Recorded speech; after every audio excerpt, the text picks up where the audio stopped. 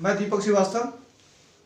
सरकार कहती है कि किसानों के फायदे के लिए हम ये तीनों बिल लाए हैं और किसान ही धरने पर बैठे हुए हैं 6 दिन से। तो इसका मतलब क्या है? कहीं ना कहीं तो कोई गड़बड़ है। ऐसा तो नहीं कि किसान का फायदा होगा, किसान धरने के लिए पे बैठेगा, अपने नुकसान के लिए तो नहीं बैठेगा। देखते हैं क्या बात है। सुनने में अच्छा लग रहा है कि सरकार एमएसपी पर फसल ले लेगी, किसानों को अच्छा दाम मिल जाएगा, किसान खुश होकर चला जाएगा। लेकिन नहीं, हकीकत कितनी कड़वी है देखिए आप। 86% किसान हैं जिनको अपना फसल पहुंचाने के लिए कोई साधन नहीं है। वो किराए के ट्रैक्टर से या किराए के साधन से फसल पहुंचाएंगे। जब वहाँ भी जब पहुंचेंगे सरकारी मंडी में तो वही ड्रामेबाजी कि कल आना परसों आना। क्या किसान के पास इतना समय है? किसान के पास इतना समय है? किसान क्या वो किराया देने के लिए उसके पास पैसा है? वो किराए के से आया है, वो तो नहीं रुकेगा। वो क्या करेगा? परेशान होगा, सीधा जाएगा बाहर की मंडी में फसल बेच देगा। अब बाहर की मंडी में कौन बैठे हैं? वही बैठे हैं, दलाल बैठे हैं जो आज अगर सरकार ने एमएसपी 1400 रुपये की दिया है तो वो तो जो है 1000 रुपये में लेंगे, 1100 में लेंगे। सरकार को तो दे दिया उन्होंने, 1400 रुपये फिक्स कर दिया। किसान के पास क्या गया? किसान के पास 1100 रुपये गए।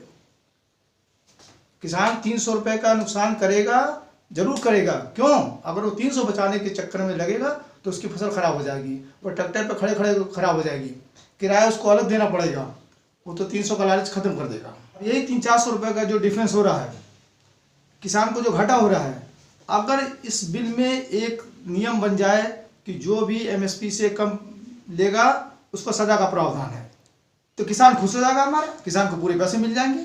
यही तो किसानों की मांग है। और मांग क्या है? उसकी कड़वी सच्चाई देखिए आप। केवल 6% ही सरकारी खरीदारी है, यानी जो 94% बचे वो अपनी फसल को किसको बेच रहे हैं? बिचौलियों को बेच रहे हैं।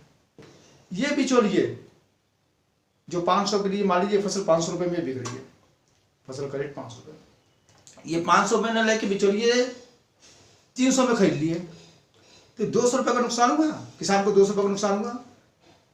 और उन्होंने वो जो 94% जो खरीदारी हुई बिचौलियों ने लेके सरकार को दे दिया तो सरकार को भी नुकसान हुआ 200 रुपये का। सरकार की खजाने में वही आया, 500 रुपये के हिसाब से रेट आया, सरकार को भी नुकसान और बिचौलिए किसान को भी हमारे नुकसान।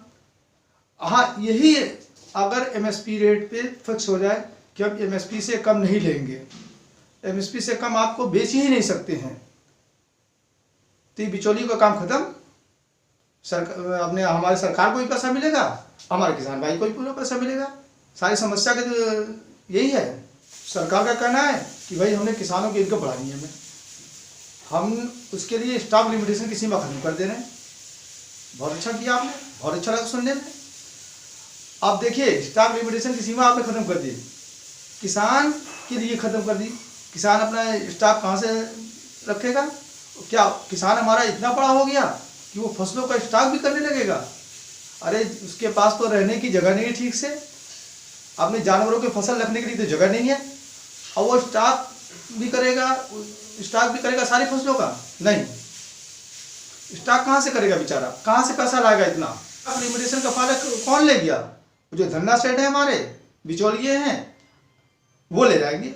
उन्होंने स्टॉक कर लेंगे और जब स्टॉक करने के बाद से जमाखोरी बढ़ेगी। जिस जमाखोरी को रोकने के लिए आप ये बिल लाए हैं वही जमाखोरी और बढ़ेगी, ऊंचे रोडों पे दाम बिकेंगे। किसान को क्या मिलेगा? सरकार कह रही है कि हमने किसानों को फसल को निश्चित करने के लिए कि किसान बिल्कुल निश्चिंत रहे, कॉन्ट्रैक्टिंग सिस्टम को बढ़ा दिया। कंपनियां आएंगी, किसान से कॉन्ट्रैक्ट करेंगी अपनी फसलों का। अब देखिए आप, जब कंपनियां आएंगी बड़ी तो 86% किसान तो जो है टुकड़ों में है, ये इनके पास जाएंगे या 14% जो बड़े किसान हैं उनके पास जाएंगी? चलिए मानते हैं कि भाई 86% के पास भी जाएंगी, इसकी क्या गारंटी कि छोटे किसान हमारे कॉन्ट्रैक्ट के हिसाब से क्वालिटी और क्वांटिटी फसल की दे सकते हैं? मुझे तो शंका लग रही है।